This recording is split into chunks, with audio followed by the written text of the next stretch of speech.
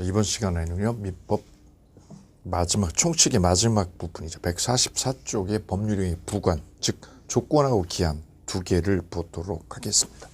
자, 지금 우리가 보고 있는 민법 총칙은 이렇게 6개 주제로 구성이 되어져 있죠. 1장이 권리 변동, 2장이 법률의 의의, 3장이 의사표시. 자, 이 메커니즘 왜 이렇게 구성이 되어진 거냐면, 민법은 권리에 관한 다툼을 다루는 과목이에요. 사인 간의 권리에 관한 다툼. 그래서 권리 변동의 모습을 살펴보신 게 1장이었어요. 근데 권리 변동이 왜 촉발이 되느냐? 그 권리 변동에 촉발된 원인을 법률의 의의라고 그러죠. 그럼 법률의 의의는 필연적으로 뭐를요? 의사표시를 필수 요소로 깔고 들어가죠. 이게 쫙 연결고리를 가지고 있어요. 이렇게요. 여기까지가 절반이고요. 그 다음에 4장이 대리, 5장이 무효취소. 지금 마지막 보고 있는 데가 바로 이 부분이 되겠죠. 조건하고 기한 이 부분입니다.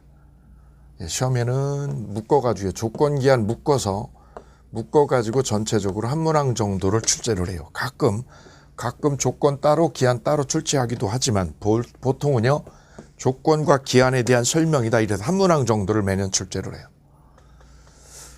여기가 좀 시간이 많이 걸려서 그래서 이번에는 조건만, 기본 과정에서는 조건만 보고 요 기한 부분은 심화 과정에서, 이 부분은 심화 과정에서 따로 추가로 설명을 드리도록 하겠습니다.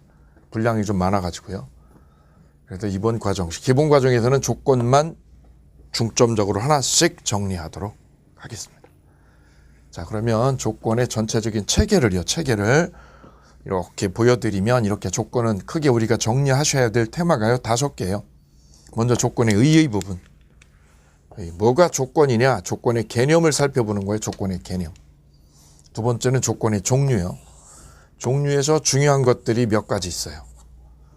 정지 조건하고 해제 조건, 그 다음에 법정 조건이 있어요. 중요한 것들. 그 다음에 조건을 세 번째 붙일 수 없는 거. 단독행위라고 썩어주시면 단독행위 옆에다가. 그 다음에 네 번째가 조건 성취가 의제되는 경우가 있죠. 조문이 있습니다. 조문. 여기 별을 나오고. 그 다음에 마지막이야 조건 성취의 효력. 이렇게 별 3개 할게요. 주로 시험에 잘 나오는 데가 2번하고 5번이고요. 그 다음에 4번하고 여기 3번은 끼어서, 지문에 끼어서 나올 때가 종종 있다는 점. 자, 그럼 먼저 법률의 의의 부관이라고 나와 있는 144페이지. 부관의 개념을 잠깐 설명을 드리도록 할게요. 우리가 매매계약서를 이렇게 쓸 때 보면 계약서 끝 말미에 뭐라고 붙어 있는 게 종종 있냐면 특약사항이라고 적어져 있는 게 있어요. 매매계약을 이렇게 쭉 체결을 하면서 계약서 1항, 2항, 3항 쭉 나열이 되고 마지막 부분에 있어요. 마지막에 뭐라고요? 특약사항이라고. 그 특약사항은 계약서에다가 덧붙인 거예요. 덧붙여서 추가한 거라서 이거를 부관이라고 그래요. 부관. 그래서 부관이 무슨 뜻이냐? 특약사항으로 덧붙인 거예요. 부관이라는 개념은 옆에다 적어주시면 돼요. 특약사항을 부관이라고 붙인다. 이때 그 부관에는 2가지가 있어요. 부관에는 2가지가. 가령 A가 A하고 B하고요. 계약을 할 때, 이 계약을 할 때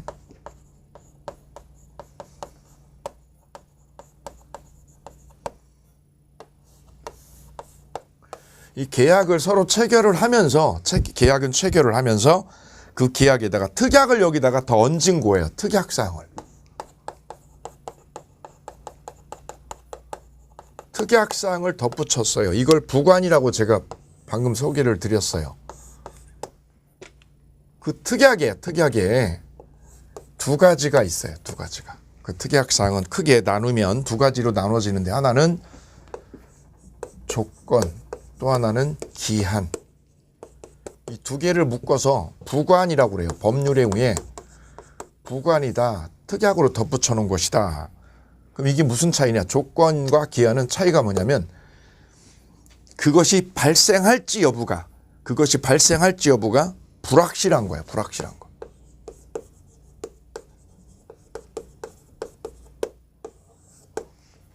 될 수도 있고 안 될 수도 있는 거예요. 그거를 조건 이렇게 얘기를 해요.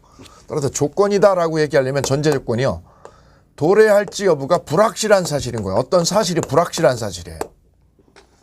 내가 시험에 합격하면 얼마를 줄게. 이렇게 합격할지 안 할지가 불확실한 거죠. 로또에 맞으면 내가 절반 떼어줄게. 맞을지 안 맞을지가 확실해요, 불확실해요? 그 사실이 불확실한 거죠. 이거를 조건 이렇게 얘기를 해요. 반대로요. 이 기한은 도래할지 여부가 확실한 사실이에요. 확실한 거.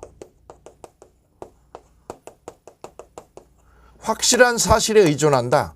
그러면 이걸 우리는 뭐라고 하냐면 기한이라고 얘기를 해요. 따라서 조건이냐 기한이냐는 구별을 이걸로 해주는 거예요. 불확실한 거예요. 그러면 뭘로요? 조건이라고 붙이고요. 확실하면 뭐라고 붙이고요? 기한이라고 붙여주는 거예요. 예. 그럼 이걸 가지고 시험 문제를 만들어 보면 내가 사망하면 내 부동산을 너에게 증여할게. 내가 사망하면 부동산을 증여할게. 그랬을 때 여기다 적어볼까요? 내가 뭐하면 사망하면 부동산을 증여한다라고 그랬어요. 증여한다. 그럼 이 증여에다가 부관을요. 증여에다가 뭘 붙인 거예요? 증여라는 계약에다가 부관을 붙인 거예요. 부관을. 특약상을. 근데 그것이 확실한 거예요? 불확실한 거예요? 이걸 정리하면 되겠죠? 사망이라는 거. 내가 죽는다는 거는 장래에 확실한 거 불확실한 거. 확실하죠. 확실하니까 이건 뭐라고 하느냐. 조건부 증여가 아니라 기한부 증여다라고 하는 거예요. 이거는. 시험 문제. 조건부 증여다. 그럼 이건 틀린 지문. 무슨 지문? 확실하니까 도래할지 여부가 확실하는 거니까 사망하면이라는 거는 확실한 거죠. 그래서 이거는 기한부 증여다라고 얘기를 하는 거예요. 기한부 증여 이렇게 얘기를 합니다.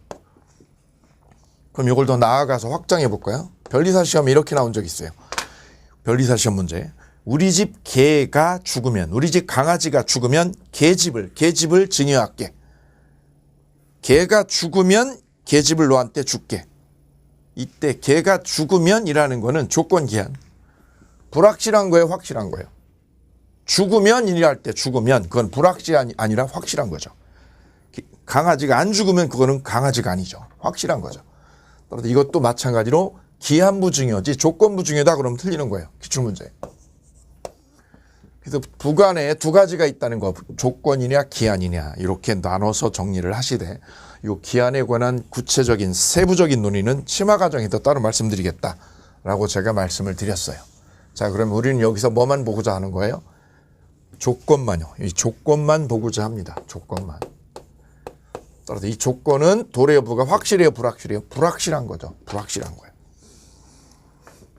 자, 그래서 기본적인 의의가 해결이 됐어요. 조건은 특징을 얘기할 때 뭐라고요? 도래 여부가 불확실한 거다, 불확실한 거. 확실하면 뭐라고 그래요? 기한이다라고 해서 구별을 해줍니다. 근데 여기서 유념하셔야 될 중요한 논점 중에 하나는 이거예요. 많이 틀리는 것 중에 하나가. 그럼 A가 B하고 계약을 할 때 이렇게 계약을 했다라는 거죠. 네가 시험에 합격하면 내가 벤츠를 하나 뽑아줄게. 시험에 합격하면 불확실하죠. 도래부가 확실, 불확실? 불확실. 벤츠를 하나 증여해 줄게. 벤츠를 하나 공짜로 증여로 넘겨줄게. 그럼 이 조건이라는 거는 시험에 합격이죠. 시험에 뭐하면? 합격하면이죠. 합격하면. 합격하면이라는 이 조건은 이 계약, 증여 계약의 성립을 좌우하는 걸까요? 효력을 좌우하는 걸까요? 즉 이 조건이라는 거는 이 증여 계약의 성립을 좌우하는 요소냐, 효력을 좌우하는 요소냐, 이걸 제가 질문하고 있는 거예요. 보통 이 조건은 이 증여 계약의 성립 여부를 좌우한다라고 이해할 수 있는데 이게 아니라는 거예요. 성립 여부를 좌우하는 게 아니라 이 조건은 이 증여 계약의 효력 발생을 좌우하는 거예요. 뭐를 좌우하는 거? 효력 발생. 그래서 우리가 총칙이요. 민법 총칙에서 조건의 성취는 효력 발생 요건이다라는 거를 총칙에서 앞부분에서 공부를 했어요. 법률에 의해 요건에서 성립 요건하고 효력 요건으로 나누어서 조건의 성취는 무슨 요건이다? 효력 발생 요건이다라고 우리가 한번 본 적이 있어요. 바로 이 조건은 합격할지 말지는 여부는 이 증여계약의 성립하고는 상관이 없는 거예요. 왜? 이미 계약은 해버린 거예요. 계약은 체결을 했기 때문에 성립 여부를 좌우하는 게 아니에요. 왜? 이미 계약했잖아요. 했어요. 내가 뭐 하기로? 벤츠를 너한테 증여로 주기로. 계약은 한 거예요. 계약은. 체결이 되었어요. 그래서 성립 여부하고는 상관이 없는 거예요. 성립 여부를 결정하는 게 아니라 이 조건의 성취 여부야. 성취 여부는 뭐를? 효력 발생 여부를 좌우하는 것이다. 그리고 이 조건이 되는 이 사실은 불확실한 사실이죠. 장래에 발생하는 그 사실이 불확실한 거죠. 확실하면 뭘로 가요? 기한으로 가요. 여기가 길목이다라는 거. 그래서 조건의 개념 얘기하면은 이 두 가지를 꼭 기억을 해 두시자고요. 그래서 조건의 서설에서 보시면 조건은 법률의 효력 발생 또는 소멸을 장래에 불확실한 사실의 성부에 의존 기한은 부관이다. 이렇게 서술을 하고 있어요. 거기서 기억하셔야 될 단어는 효력 발생에 밑줄 그어볼게요. 성립 여부를 결정해요. 효력 발생 여부를요. 효력 발생 여부를 무슨 사실에? 불확실한 사실에 좌우하는 부관이다. 그럼 싼 거를 이번에 성질 보실까요? 조건은 법률에 의해 효력 발생에 관한 것이며 성립에 관한 것이 아니다. 거기 성립에 관한 게 아니죠. 이미 계약은 한 거예요. 해놓고 뭐만? 효력 발생만 조건 성취 여부에 따라서 왔다 갔다 하는 거예요. 얘가 합격하느냐 못하느냐는 뭐를요? 효력 발생을 좌우하는 거지. 이미 계약은 체결해버렸단 말이죠. 그래서 조건은 효력 발생에 관한 거예요? 성립 여부에 관한 거예요? 성립 여부가 아니라 효력 발생에 관한 거예요. 그 다음 3번, 방가로 2번. 조건이 되는 사실은 장래 객관적으로 불확실한 사실이어야 되죠. 확실한 게 아니라 불확실한 거, 불투명한 거 밑줄이요. 불확실한 사실에 별표할게요. 그 다음 세 번째, 조건은 법률 행위 내용의 일부예요. 이 조건은 특약이죠. 두 사람이 특약으로 계약에다가 덧붙여 놓은 거예요. 그래서 이 특약이 되는 조건은 당사자가 임의로 덧붙인 거예요. 그래서 법정 조건은 조건으로 볼 수 없다라는 거야. 거기 밑줄 그어볼게요. 법정 조건은 조건이 아니라는 거죠. 법정 조건은 뭐예요? 법률이 정해놓은 거. 법률이 정해놓은 조건을 무슨 조건? 법정 조건. 이거는 당사자가 임의로 붙여야 조건이라고 하는 거거든요. 임의로. 근데 이 법정 조건은 누가? 법률에서 붙여놓은 조건이라서 진정한 의미의 조건으로 볼 수 없다는 거예요. 그래서 법정 조건은 조건이다 아니다라는 얘기예요. 그 다음 4번에 삼각형 하실게요. 4번에 방가로 4번에 삼각형 하시고요. 자, 4번은 이런 의미가 됩니다. 이런 의미요. 조건도 조건 의사와 표시가 필요하며 조건의 의사가 있더라도 그것이 외부에 뭐하지 않으면 표시되지 않으면 조건을 외부에 표시하지 않으면 동기에 불과할 뿐 그것만으로 조건으로 취급되지 않는다는 거예요. 즉 자 여기 볼까요? A가 B하고 계약을 할 때 이렇게 계약을 했어요. 내가 벤츠를 너한테 증여로 준다라고 그랬어요. 각서에다가 벤츠를 증여로 준다. 증여 계약을 한 거죠. 증여 계약을. 이때 이 특약을 안 붙이게 되면 뭐예요? 조건 없는 게 되는 거죠. 조건 없이 그냥 증여로 준 거예요. 근데 얘가 이 조건을 붙이려고 그랬단 말이죠. 이 조건을 붙이려고 마음속에 품고 있었어도 그 조건을 상대방한테 표출을 안 해놓으면 조건을 표출해 놓거나 여기다 기재를 해놓지 않으면 특약을 안 넣어놓으면 동기가 될 뿐이고 조건으로 취급되지 않는다는 거죠.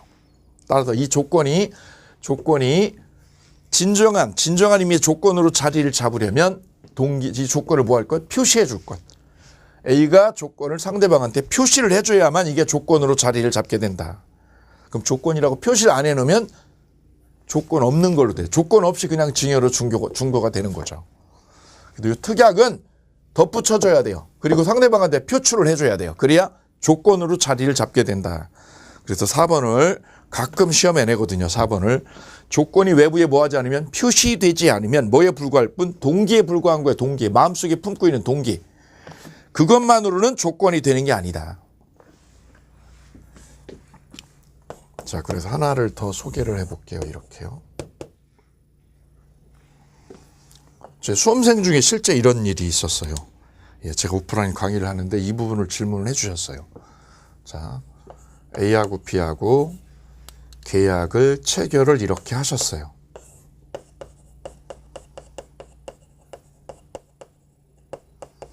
계약 체결은 1997년이에요. 98년.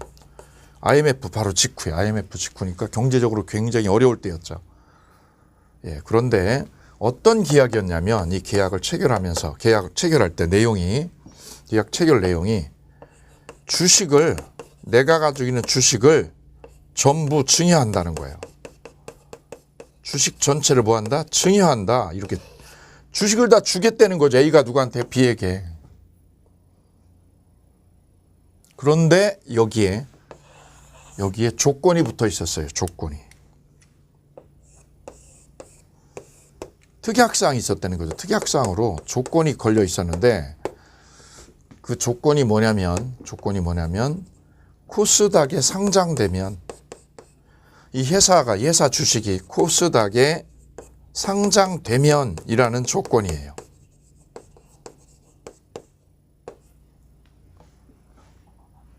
즉 내가 가지고 있는 주식 전체를 내가 너한테 넘겨주겠다는 거죠. 왜 넘겨주게 되었느냐, 이런 계약을 왜 하게 되느냐면 A가 벤처를 시작을 했고요. 벤처 시작을 했고 초창기에 돈이 너무 없고 이러니까 아는 지인들을 상태로 투자를 받으려고 그랬어요. 근데 투자를 아무도 못 받았어요. 부모한테도 형제한테도 다 외면을 받고 예, 우연히 초등학교 동창 친구를 만났어요. 둘이 친구예요. 초등학교 친구. 그게 사정 얘기를 한 거지. 이렇게 소주를 한 잔 먹으면서 야, 나 부모한테도 형제한테도 다 외면을 받았어. 그랬더니 이 친구가 좀 넉넉한 친구예요. 이 친구가 그래? 그러면 너가 친하니까 내가 어느 정도 내가 투자를 해줄 수 있지. 그 당시에 7천만 원을 투자를 해줬어요. 7천만 원을 이분이 이 벤처 시작하는 저분한테 투자를 해줬어요. 이게 너무 고마우니까 이 A가 벤처 시작하는 이 친구가 B라는 이분한테 투자자인데 이분이 투자자죠. 사실은 친구지만 투자자 역할을 한 거죠. 이 투자해준 이 B한테 A가 뭐라고 했냐면 자, 내 가진 주식을 이 회사 주식이 만약에 코스닥이 어떻게 되면 상장이 되면 상장되는 일이 생기면 내 주식 전체를 너한테 다 넘겨줄게. 이렇게 한 거예요. 왜요? 너무 고마워서. 너무 고마워서죠. 첫째는 너무 고마워서 아무도 없었는데 이 사람은 나를 인정해 줬다는 거예요. 두 번째는 이게 코스닥에 상장될 거라는 가능성을 상상을 1%도 안 한 거지. 다 준다고 그런 거죠. 그래. 내가 다 주겠다 이 주식 다. 이거 상장되는 거 상상도 못 했던 거죠. 근데 세상은 알 수가 없어서 이 회사가 점점 승승장구를 해가지고요. 엄청나게 비약적인 발전을 해냈어요. 우리 자동차에 들어가는 내비게이션이에요. 그거를 만드신 거예요, 이분이. 너무 이게 커버리니까 회사 규모가 엄청나게 발전을 하게 되었고 이 상황대로면 이분은 코스닥에 상장할 요건이 거의 다 갖춰진 상황이었어요. 근데 상장만 되면 지금 계약대로면 어떻게 되냐면 회사 주식을 얘한테 다 넘기고 회사를 통째로 뺏긴다는 상황이 되죠. 그래서 이분이 어떻게 했냐면 수출도 많이 되고 이러니까 이분이 코스닥에 상장을 한 게 아니라 어디다 했냐면 일본에 있는 자스닥이에요. 자스닥에 상장을 했어요. 자스닥에 상장을 시켜버렸어요. 우리 국내 코스닥에는 상장을 안 시키고 이곳에는 상장을 안 시키고 여기다가요. 일본에 자스닥에 상장을 시켜버렸어요. 그때 B가 이 투자자가 이 A한테 찾아가서 야 주식 나한테 좀 넘겨라 그랬더니 여기는 아니다. 왜? 우리 계약한 거는 맞는데 코스닥에 상장해야 너한테 주는 거야. 그리고 잘 봐라. 이게 너하고 나하고 계약을 체결한 게 언제냐? 98년이야. 98년. 그리고 이분께서 이 친구한테 말을 하기를 우편으로 연락이 왔대요. 직접 만나자고 그래도 연락이 안 되고 회피하고 자고 이쪽에서 회피하니까 이분이 얼굴도 못 본 적이 없어요. 그 투자를 하고 나서 이분 쪽에서 서면으로 답변 온 게 뭐냐면 야 내가 법을 공부했더니 계약 체결하고 나서 말이야 10년이 지나면 네가 나한테 투자한 돈 회수할 길이 없어. 법적으로. 왜? 소멸시효에 걸리기 때문이야 라고 이쪽에서 답변을 했다라는 거예요. 따라서 너는 투자자 너는 이거에 대해서 아무런 권리가 없어 라고 이쪽에서 서면으로 이렇게 연락이 하나 탁 이렇게 온 거죠. 내용 증명이. 자, 그거하고 관련된 게 바로 이거예요. 자, 코스닥에 상장되면이라는 게 조건이죠. 조건. 그럼 이 계약이 이루어진 건 언제죠? 98년이죠. 98년엔 계약이 체결한 거죠. 성립했다라고 그래요. 계약이 성립했다 이때. 계약은 된 거죠. 다만 이 계약이 효력이요. 이 계약의 효력이 B한테 발생되어지려고 하면 전제 조건이 뭐냐? 전제 조건이 이거지. 코스닥에 상장되냐 이거죠. 이걸 다른 말로 말하면 뭐라고 그래요? 조건이 뭐 할 때 성취가 돼야. 조건이 성취가 돼야 어떻게 돼요? 효력이 발생하게 되는 거지 얘한테. 그럼 조건이 성취되기 전이면 조건 뭐 하기 전? 성취 전이면 조건이 성취 전이면 효력이 발생하지 않게 되죠. 따라서 이 계약은 98년에 이미 계약은 체결이 된 거예요. 성립한 거죠. 성립은. 효력 발생 여부는 뭐에 따라서 성취가 되냐 안 되냐 이거에 의해서 좌우가 된다. 근데 지금 여기서 말하는 조건이 코스닥에 상장되면이라는 조건인데 자스닥에 상장된 거니까 조건 성취가 안 된 거지 아직. 성취가 안 됐으니까 A한테 권리가 생길 수가 없는 거죠. 따라서 B는 A한테 주식을 달라고 할 권리가 없죠. 주식 나한테 넘겨달라고 할 권리가 생기지 않는 거죠. 그건 언제 생기느냐? 여기죠, 여기. 코스닥에 상장되면이라는 조건이 성취가 되어야만 비로소 권리가 생기는 거죠. 비로소 권리가 생겨서 주식을 나한테 넘겨달라. 주식을 넘겨달라고 할 권리가 그때 생기는 거죠, 그때. 따라서 이분의 권리는 아직 멈춰 있어요. 권리가 생기지 않고 멈춰 있어요. 언제까지요? 상장될 때까지. 상장될 때까지는 권리 발생이 멈춰 있는 거예요. 이게 조건부 계약이죠. 조건부 법률행위라고 그래요. 조건부 법률행위를 했다. A, B 간에는. 그럼 이분의 주장은 타당한 거예요? 아니면 잘못된 거예요? 계약 체결하고 나서 10년이 지났기 때문에 이 투자자의 권리는 없다. 이 지적은 옳지 않습니다. 왜냐하면 이분의 권리, 이 투자자의 권리는 계약 성립한 때, 계약 체결할 때로부터 10년 지나면 없어지는 게 아니에요. 계약 체결할 때로부터 10년이 아니라 조건이 뭐한 때? 성취한 때부터요. 조건부 계약은 이런 조건부 계약은 조건이 뭐한 때? 성취한 때부터 권리가 진행이 돼요. 아직 조건이 성취되기 전의 상황이죠. 조건이 성취되기 전의 상황이니까 이분의 권리는 소멸한 게 아니에요. 조건이 뭐 할 때부터? 성취한 때부터. 이 조건이 성취된 때부터 그때부터 10년이 지나면 꽝이 되는 거지. 계약일로부터 10년 지나서 꽝 되는 게 아니라는 거죠. 그래서 이분의 논거는 타당하지 않습니다. 법리적으로. 자, 이 문제가 바로 조건부 계약하고 직결이 되어 있어요. 예. 자, 그러면 우측에 145페이지 방가로 5번 볼까요?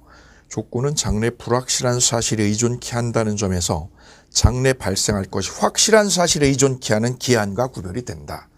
자, 그리고 거기다 밑줄을 그어볼게요. 불확실하면 뭐라고 그래요? 조건. 확실한 사실이면 기한 이렇게 얘기하는 거죠. 자, 그러면 공의번호로 이제 주제를 바꿔서 조건의 종류에 관한 논의를 보도록 합니다. 조건에 의해서 제일 중요한 거는 조건은 도래할지 여부가 불확실한 사실이다. 두 번째 조건은 성립에 관한 게 아니라 뭐에 관한 거다? 효력 발생에 관한 거다. 효력 발생. 두 가지를 꼭 기억을 해 두셔야지 객관식 문제 풀 때 도움이 되시고요. 세 번째, 이런 조건이 있다 하더라도 조건을 외부에 표시를 안 해놓으면 조건으로 자리를 못한다. 동기에 불과하다. 동기다. 조건이라는 거는 표시를 해줘야 돼요. 특약으로. 특약으로 집어넣어줘야 조건으로 자리를 잡게 되는 거예요. 세 가지 기억합니다. 하나, 둘, 세 개.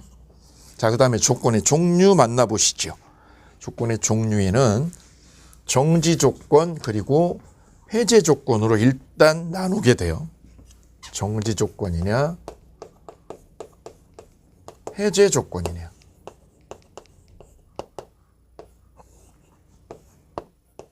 자, 이게 조건의 출발입니다. 자, 정지 조건은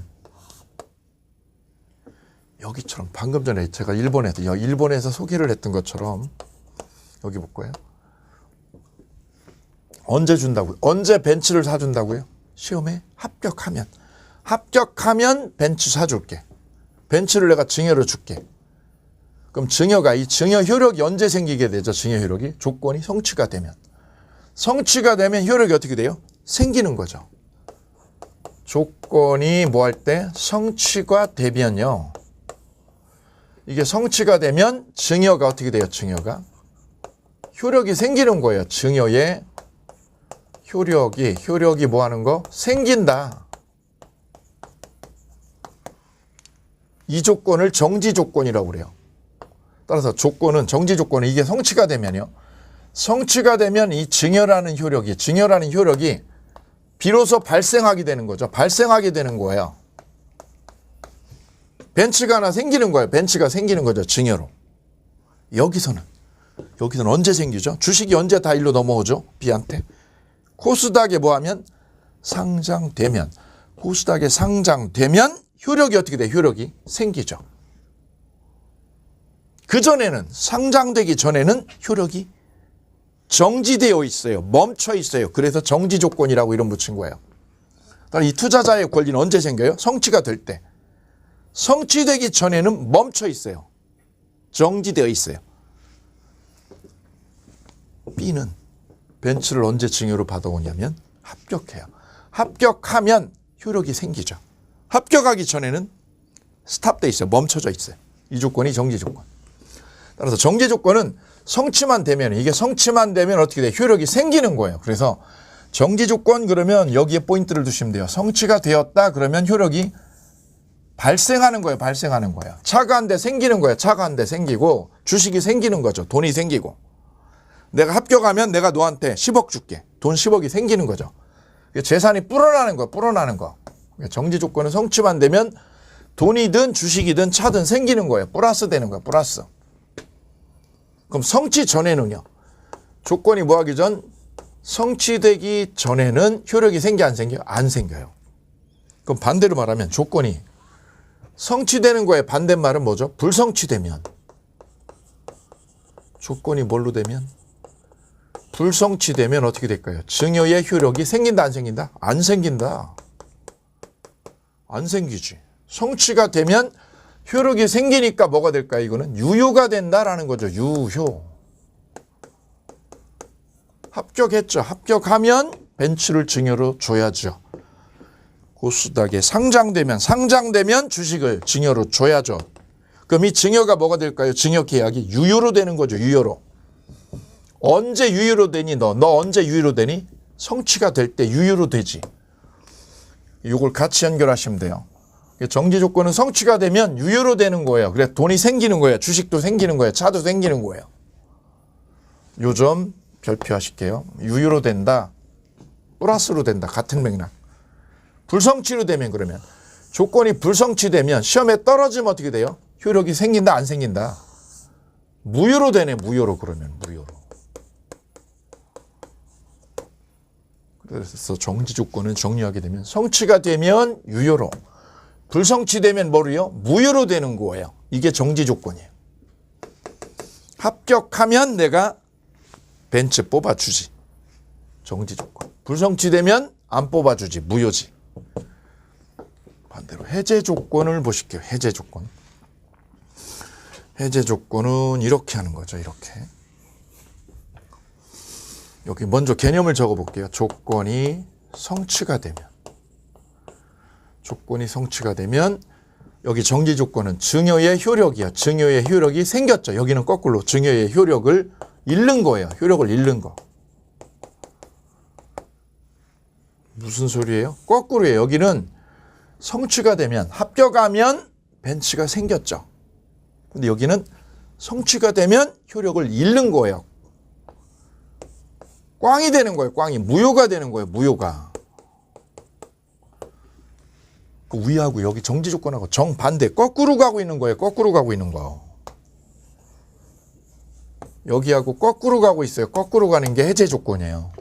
성취가 되면 정지 조건은 유효로 됐어. 생겼어. 돈이 생기는 게 정지 조건이에요. 성취가 되면 유효로 돼서. 근데 해제 조건은 이게 성취가 되면 유효가 아니라 뭘로 돼요? 효력을 잃는다는 거죠. 꽝이 되는 거예요. 꽝이 되는 거. 꽝.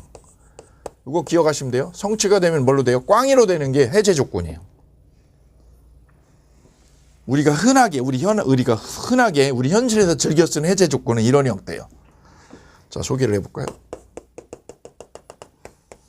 토지 매매할 때요. 토지 매매 계약을 합니다. 이렇게요. 토지 매매 계약을 하면서 여기 땅 주인 매도인하고 여기 땅 매수인하고 조건을 걸어요. 조건을. 이 매수자가 뭐라고 조건을 걸어요? 일단 좋다. 이 토지를 내가 살게. 근데 이분이 사는 이유는 여기다가요. 공장을 지려고 그래. 공장을. 그런데 이분이 여기다 조건을 거는 거야. 내가 사는데 매매 계약으로 내가 이 땅을 사는데 10억에 사는데 단 여기에 조건이 있어. 조건. 건축 허가가 안 나오면, 건축 허가가 나오면 안 나오면 어떻게 하기로? 계약을 무효로 한다. 계약을 무효로 한다. 계약을 무효로. 건축 허가가 안 나오면 계약을 유효가 아니라 뭐로요? 무효로 하자. 무효로 하자. 그러면 이 조건, 건축 허가가 안 나오면 안 나오면 조건이죠. 이 조건이죠. 조건이 성취가 되면, 허가가 안 나오게 되면, 나중에 건축 허가를 못 받게 되면 계약이 유효로요, 무효로? 무효로 되죠. 그러면 이 조건은 무슨 조건? 해제 조건이다. 여기 있잖아요. 조건이 성취가 되면 효력을 잃는다. 무효로 된다. 효력을 잃는다. 무효로 된다. 꽝이 된다. 이 조건이 해제 조건이에요. 정지 조건과 해제 조건은 정반대 거꾸로 가는 거예요. 이건 성취되면 효력이 생겨서 유효로. 해제 조건은 성취되면 효력을 잃는다. 꽝이 된다. 이 부분이 조건의 종류의 첫 번째가 되겠습니다. 첫 번째 조건의 문제. 자, 요걸 꼭 기억을 해두시면 좋습니다. 건축 허가가 안 나오면 말이야 계약은 꽝이야. 일단 땅을 사는데 내가 10억에 사는데 건축 허가 나중에 안 나오잖아. 안 나오면 어떻게 하는 거야? 매매 계약은 꽝으로 없는 걸로 하는 거야. 이게 해제 조건이에요.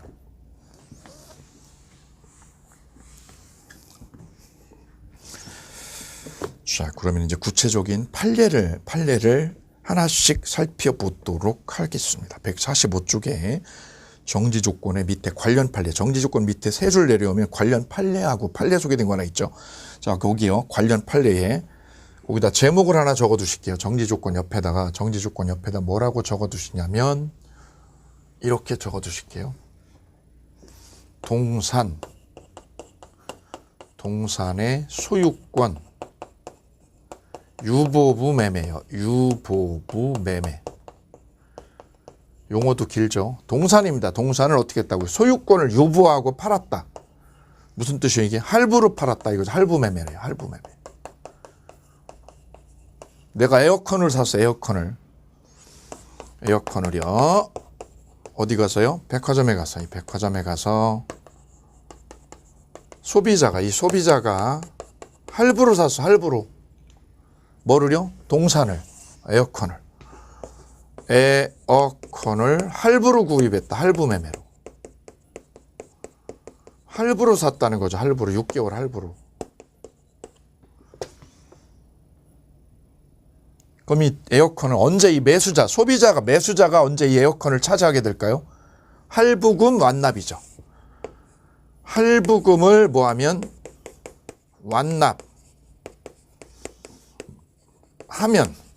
이거죠. 이게 조건이죠. 할부금을 뭐하면 완납하면 누구 거가 돼요? 매수자가 소유권을 취득하는 거지. 매수자가 뭘 취득한다? 소유권 취득한다. 소유권 취득. 소유권을 생기게 돼요? 잃게 돼요? 할부금 완납하면 소유권이 생긴다죠. 생긴다. 따라서 이 할부금 완납은 무슨 조건? 정지 조건으로 매매가 된 거예요. 따라서 이렇게 정리하시면 됩니다. 옆에 제목을 써주시면 좋아요. 동산이죠. 동산에 뭐를 유보한 거? 소유권 유보부 매매는 쉽게 우리가 뭐라고 그래? 할부 매매라고 이해하시면 쉬워요. 할부 매매로. 그럼 A, B 간의 이 매매는 에어컨 할부 매매는 뭐라고요? 할부금 완납을 무슨 조건? 정지 조건으로. 해제 조건이요? 정지 조건이요? 정지 조건으로 파는 거다. 이걸 해제 조건이다. 이러면 꽝이죠. 시험 문제. 19회 기출문제. 정지 조건이지 이건 해제 조건이 아니다. 왜요? 완납하면 효력이 어떻게 돼요? 생기니까. 완납해야 네 거 되는 거고. 완납 전에면 할부금 완납하기 전이면 누구 거예요? 매도인에게 백화점에게 소유권이 유보되어 있다. 매도인에게 완납하기 전에는 소비자가 할부금을 다 안 냈어. 그러면 소유권이 누구한테요? 매도인에게 유보되어 있다라는 거죠. 소유권 유보. 그래서 뭐라고 그래요? 제목이 소유권 유보부 매매라는 용어를 갖다 만들어낸 거예요. 그럼 언제 네 거 되니? 완납해야 네 거 돼, 내 거 돼. 완납 전에는 유보되어 있고 완납하면 매수자 거고. 자, 이제 이 판례가 이해가 됐어요. 자, 이제 판례 내용을 연결을 해서 읽어보도록 하겠습니다. 동산의 매매 계약을 체결하면서 매도인이 대금을 모두 지급받기 전에 목적물을 매수인에게 인도하지만 대금이 모두 뭐 할 때까지요? 지급될 때까지는 목적물의 소유권은 누구한테요? 매도인에게 유보되어 있죠. 백화점에게 유보되어 있죠. 이른바 소유권 유보의 특약을 한 경우 이는 대금이 모두 지급되는 것, 대금 모두 지급되는 것, 거기에 두 줄 거보실게요. 대금 모두 지급되는 걸 두 줄. 색연필로 그으시라고 그랬어요. 파란색 색연필 이렇게 두 줄. 대금이 모두 지급되는 거를 해제 조건으로 매매한 거다. 틀렸죠? 해제 조건이 아니라 무슨 조건? 정지 조건으로 할부 매매를 한 것이다. 오케이. 기출문제. 19회 기출문제, 22회 기출문제, 26회 기출문제. 예, 3번이나 최근에 출제가 된 적이 있습니다. 다음은요. 해제 조건을 하나 살펴보죠. 밑에 해제 조건. 해제 조건은 성취가 되면 효력이 생기는 게 아니라 효력을 잃는 거죠. 다른 말로 마이너스 뺏기는 거예요. 뺏기는 거. 그래서 꽝이 되는 거예요. 무효가 되는 거예요. 시험 잘 나와요. 정지 조건은 성취가 되면 유효가, 해제 조건은 성취가 되면 꽝이요. 잃는 거죠. 잃는 거. 효력이 생기느냐 효력을 잃느냐.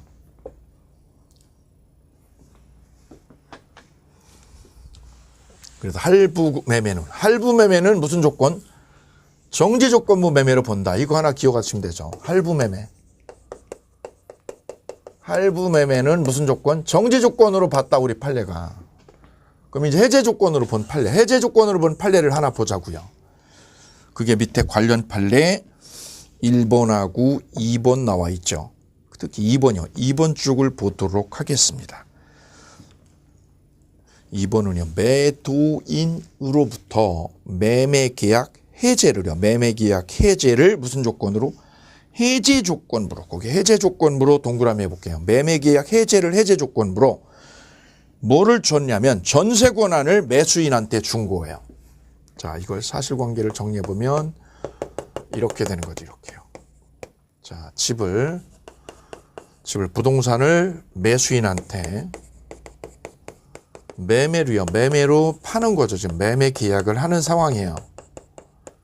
매매 계약을 이렇게 하는데 문제가 된 거는 이 매수자가 돈이 모자라는 거지. 그럼 이 집값이 만약에 9억이다. 집값 9억이다. 그럼 이쪽에다 9억을 주면 되는 거 아니에요. 근데 9억이 모자라는 거지. 내 돈이 7억밖에 없어. 7억밖에. 2억이 모자라는데요.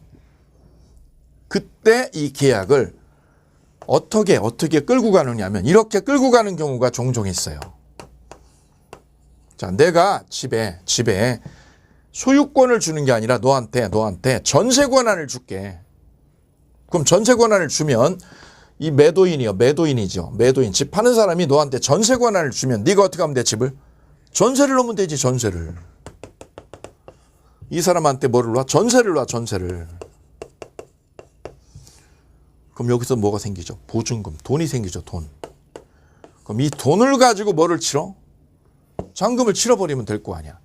이렇게 해서 둘이 이 집을 매매 계약을 하는데 돈이 모자랄 상황이죠. 이렇게 모자라는 상황에서 이 돈 모자라는 상황에서 둘이 특약을 넣은 거예요. 특약을. 얘가 요구하는 거는 뭘 요구하는 거냐. 나한테 집 등기를 줘라 그랬더니 등기 내가 왜 주냐. 등기 못 주겠다. 왜? 잔금도 안 들어오는데 등기 내가 못 넘겨주겠다 이거죠. 그래서 등기를 넘겨준 게 아니라 뭐를요? 전세 권한을 준 거죠. 전세 권한을. 내가 너한테 전세 권한을 줄게. 그래도 네가 전세를 놓으면 되지. 이 사람한테. 전세를 놓으면 돈이 생기잖아. 그 전세 보증금을 가지고 잔금을 넣어버리면 되죠. 이렇게 둘이 계약을 한 거야.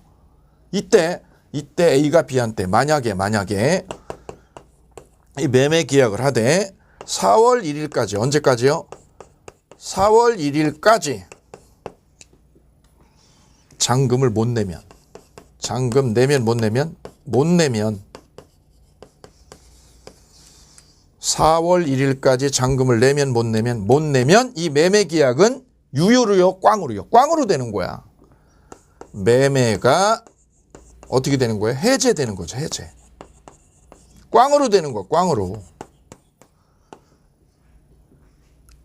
조건이야. 조건이야. 이때까지 잔금 못 내면 이 매매는 꽝으로 없는 걸로 되는 거야. 이거 없는 걸로. 그럼 이 조건은 무슨 조건? 해제 조건이다. 꽝 되니까. 잔금 못 내면 이 계약이 뭘로 돼요? 꽝으로 되는 조건. 이게 무슨 조건? 해제 조건이다. 해제 조건. 그럼 이분은 이 매도인 어떤 리스크를 없앤 거예요? 등기를 넘겨준 게 아니라는 거죠.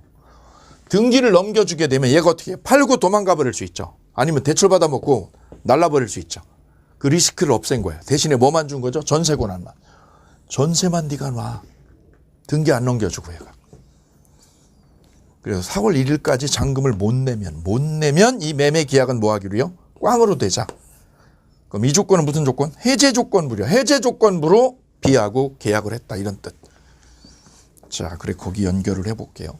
매도인으로부터 매매 계약의 해제를 무슨 조건으로요? 해제 조건부로 동그라미요.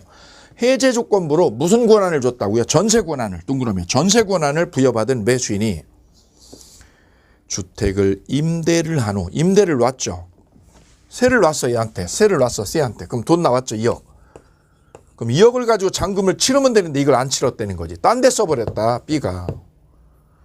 분명 세를 놨는데도 불구하고 어떻게 했다. 이 돈을 안 치르고 잔금 안 치르고 딴 데 써버리면 4월 1일까지 잔금 치르지 못하는 일이 생기게 되죠. 그러면 이 계약은 어떻게 돼요? 꽝이 되죠. 해제 조건이 성취가 되게 됩니다. 매수인이 주택을 임대한 후 매도인과 매수인 사이에 매매 계약이 뭐하게 되면 해제됨으로써. 왜 해제됐어요? 4월 1일까지 잔금 못 치러서. 해제됨으로써 뭐가 성취가 되죠? 해제 조건이 성취가 됩니다. 그럼 해제 조건이 성취가 되면 계약은 뭘로? 꽝으로 된다. 거기다 대 꽝으로.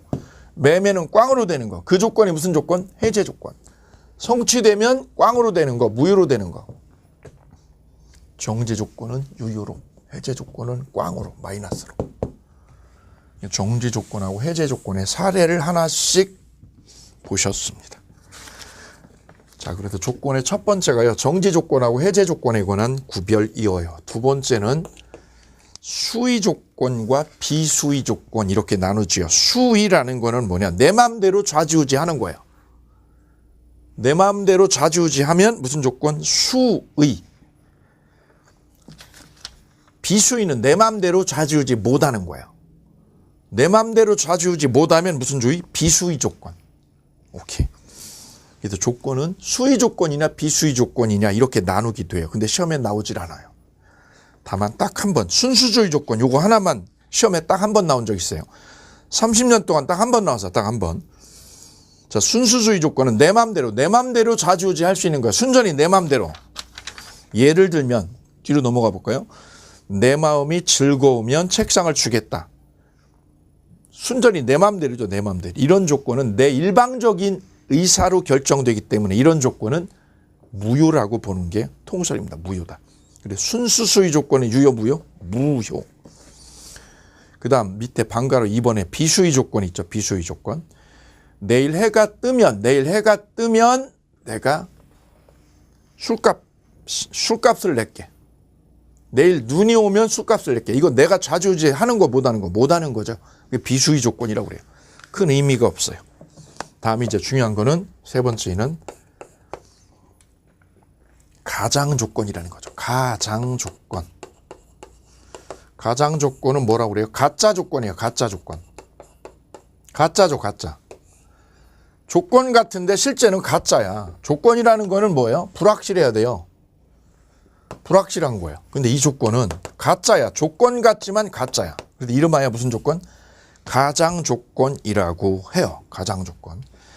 자, 그게 바로 밑에 151조가 되겠습니다. 151조에 별 3개 붙여볼게요. 별 3개. 가장 조건에 별 3개.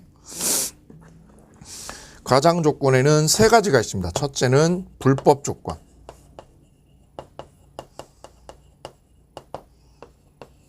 두 번째는 기성 조건.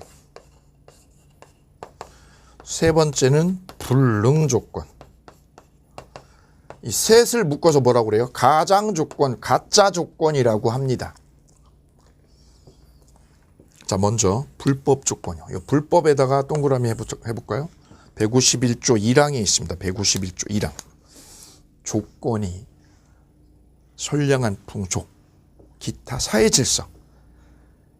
질서에 위반한 것인 때는 그 법률 행위는 무효로 한다. 이렇게 적어 놓았어요. 151조 몇 항에? 1항에. 이 조건을 무슨 조건이라고 그래요? 불법 조건이라고 그래요. 조건이 동그라미요. 조건이 뭐에 위반될 때? 사회 질서에 위반될 때. 조건이 사회 질서에 위반된다 라고 하는 말은 무슨 뜻이냐? 조건이 반사회적이라는 거죠. 뭐가 반사회적? 조건이 반사회적이다. 반사회적. 뭐에 위반된 거? 사회 질서에 위반된 거를 반사회적이라고 그랬죠. 103조죠. 조건이 사회 질서에 반한 때는 뭐라고 얘기하느냐면 조건도 무효고 법률 행위도 무효다. 이런 뜻이에요.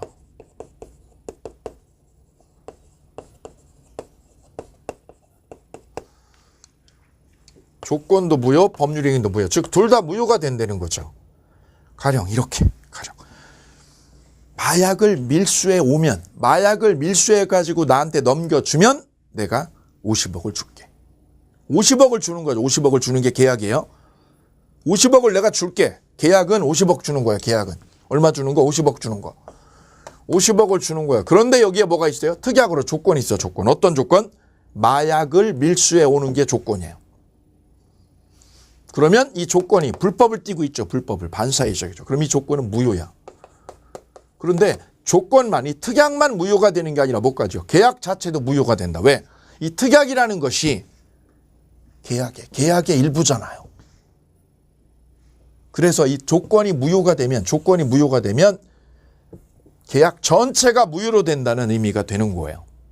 다시 말해서 특약으로 붙인 조건만 요것만 딱 잘라가지고 무효로 하는 거, 이거 안 된다는 거죠. 조건만 분리시켜가지고 뭐하고 분리해요?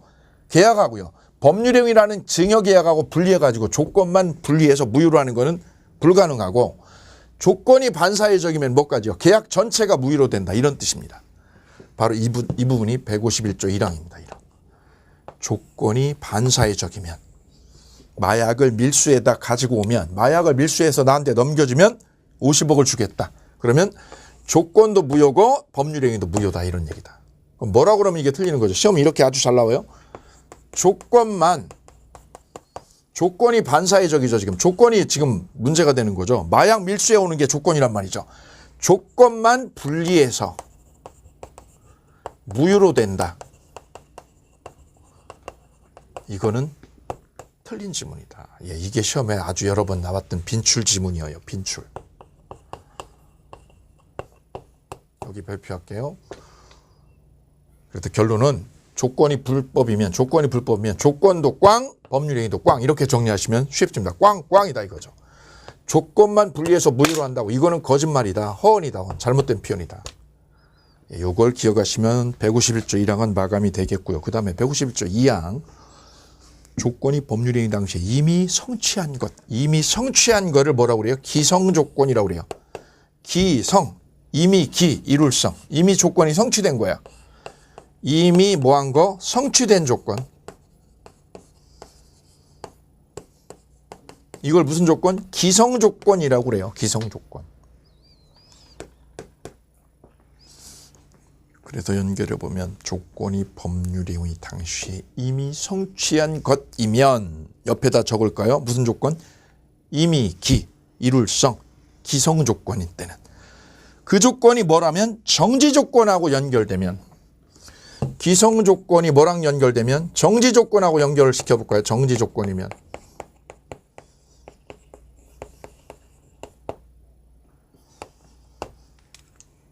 뭐라고 되어 있죠? 기성조건이 정지조건이면 조건 없는 법률행위라고 적어 놓았어요. 조건 없는 법률행위의 가로요.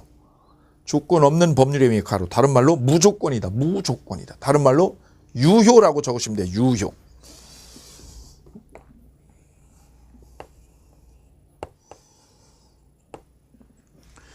네가 중개사 시험에 합격하면 내가 벤츠를 사줄게. 합격하면 벤츠 사주는 거죠. 그럼 무슨 조건? 정지 조건이죠. 합격하면 내가 벤츠 사줄게. 그랬더니 알고 보니까 제 B가 2년 전에 합격했어. 2년 전에 이미 성취했어요. 기성 조건이 이미 이루어졌죠. 그 조건이 뭐랑 만나면 정지 조건이면 어떻게 돼요? 벤츠 사줘야지. 따라서 법률 행위는 유효로 된다. 유효로.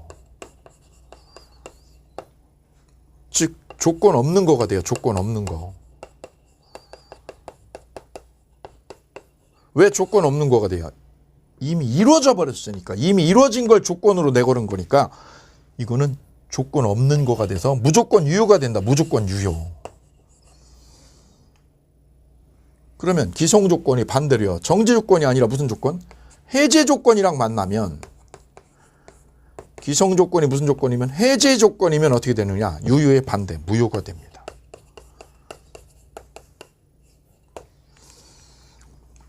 자, 그래서 이 부분이 쉽게 정리를 하게 되면 기성 조건이라는 건 이미 이루어진 거예요. 성취가 된 거죠. 그래서 이거는 플러스예요. 성취가 돼버려서 이루어진 거예요. 이루어진 거. 플러스. 그럼 정지 조건도 보세요. 정지 조건도 성취가 되면 효력이 생기니까 이것도 플러스. 그래서 플러스하고 플러스끼리 곱하기 해주시면 돼요. 곱하기. 기성 조건이 정지 조건이면 기성 조건 플러스 정지 조건 생기니까 플러스. 그러면 뭐가 돼요? 유효가 된다. 둘 다 플러스니까 유효. 그럼 해제 조건은요? 해제 조건은 성취가 되면 어떻게 돼요? 마이너스 뺏기죠. 꽝이 되죠. 해제 조건은 성취가 되면 꽝이 되는 거예요. 뺏기는 거예요. 근데 그 조건이 이미 성취됐죠. 이미 성취됐으니까 이건 플러스예요. 이미 성취된 건 플러스. 바뀌는 건 뭐만 바뀌어요? 정지 조건이나 해제 조건이냐에 따라 이것만 바뀌어요. 정지 조건은 플러스예요. 왜요? 생기니까. 해제 조건은 뺏겨요. 마이너스예요. 그럼 이거 곱하기 하시면 돼요. 곱하기. 기성 조건이 정지 조건이면 둘 다 플러스니까 플러스 유효. 기성 조건이 해제 조건이면 해제 조건은 마이너스니까 곱하기 하면 마이너스 무효. 그래서 이렇게 정리하는 거죠. 기성 조건이 정지 조건이면 유효. 기성 조건이 해제 조건이면 마이너스니까 무효. 플러스하고 마이너스 곱하기 하시면 돼요. 곱하기 하면 마이너스. 오케이. 자, 이 부분이 객관식에서 아주 자주 나오는 논점 중에 하나입니다. 그럼 이제 불능 조건을 해볼까요? 불능 조건. 원래 해는 동쪽에서 뜨죠. 그죠? 근데 해가 서쪽에서 뜨면 내가 50억 줄게. 해가 서쪽에서 뜨는 일은 생겨 안 생겨? 안 생기죠. 성취가 불가능한 거예요. 조건이 뭐한 거? 성취가 불가능한 거. 조건 성취가 가능해 불가능해. 불가능한 거를 무슨 조건이라고 그래요? 불능 조건이라고 그래요. 서쪽에서 떠야지 50억을 주거든. 해가 서쪽에서 뜨면. 그럼 안 뜨니까 해가 서쪽에서 뜰 일이 없죠. 그러면 이 조건, 이 계약은 무효로 되는 거지. 자, 그럼 연결을 해볼게요. 여기다가 불능 조건이 기성 정지 조건하고 결합이 돼 볼까요? 해가 서쪽에서 뜨면 50억을 줄게. 50억 주는 게 정지 조건이죠. 서쪽에서 뜨면 내가 50억 너한테 넘겨줄게. 뜨나 안 뜨나? 안 뜨죠. 불가능하죠. 마이너스죠. 불가능해. 아무리 기다려도 불가능해. 마이너스. 이루어질 수 없는 게 불능 조건이잖아. 그게 뭐랑 결합하면? 정지 조건하고 이거랑 결합하면. 그럼 이건 마이너스요. 정지 조건은 플러스니까 결합을 하면 곱하기 하면 뭐가 될까요? 마이너스죠. 그래서 무효입니다. 무효. 불능 조건이 정지 조건하고 만났어. 불능은 마이너스. 이루어질 수 없는 거. 정지 조건은 플러스. 생기는 거. 곱하기 하면 마이너스. 무효. 그럼 이번에는요. 불능 조건이 뭐랑 만나볼까요? 해제 조건하고 만날게요. 불능 조건이 무슨 조건이면? 해제 조건이면. 해제 조건은 꽝 되는 거죠. 마이너스 돼. 꽝 되는 거죠. 그럼 어떻게 될까요? 이것도 마이너스. 불능 조건이 해제 조건하고 결합이 되었다. 그러면 둘 다 마이너스니까 곱하기 하면 뭐가 돼요? 플러스. 유효다. 이 문제가 가장 조건 세 가지입니다. 가장 조건 3개 뿌시기. 이 3개 중에 지문 하나는 반드시 출제가 돼요. 셋 중에 하나 반드시. 불법 조건이 붙으면 조건도 꽝, 법률행위도 꽝. 조건만 분리하는 거 안 된다. 두 번째, 기성 조건이 정지 조건이면 플러스요. 기성 조건이 해제 조건이면 마이너스 무효.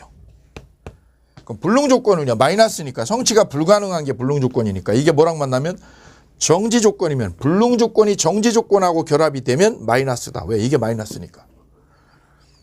근데 불능 조건이 뭐랑 해요? 해제 조건이면 불능도 마이너스, 해제도 마이너스. 곱하기 해버리면 뭘로 돼요? 곱하기 해버리면 플러스로 돼서 유효가 된다. 오케이. 시험 제일 잘 나오는 건 이거예요. 불능 조건이 해제 조건일 때는 유효. 예, 여러 번 나왔어요. 윤리 1, 3은 꼭 기억을 해 두셔야 되겠습니다. 이 부분이 가장 조건에 관한 151조가 되겠습니다. 151조 2항 볼게요. 2항. 조건이 법률행위 당시에 이미 성취하는 것인데 기성 조건이죠. 그 조건이 정지 조건이면 조건 없는 거고 해제 조건이면 무효로 한다. 별 3개. 다음 3항. 조건이 법률행위 당시에 이미 성취할 수 없는 것. 성취할 수 없는 걸 뭐라고 그래요? 불능 조건. 쓰세요. 불능 조건. 불능 조건을 마이너스다라고 적어주시면 되죠. 불능 조건은 이루어질 수 없는 거니까 마이너스. 그 조건이 뭐랑 결합이 되면 해제 조건하고 결합이 되면 해제 조건도 마이너스. 그러면 법률행위는 조건 없는 거, 즉 유효다, 유효.